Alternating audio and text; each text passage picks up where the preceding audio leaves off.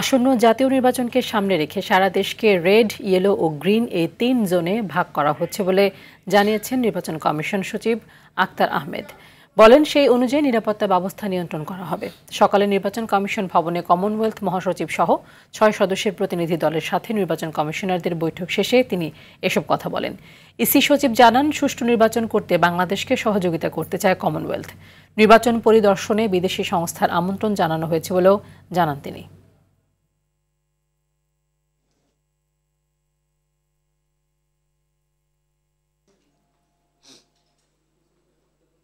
আমরা আশা করি যে আমাদের এবারের যে free, fair, credible, participatory election যেটা হচ্ছে সেটা সম্পর্কে আমরা একটা ভালো রেজাল্ট পাবো।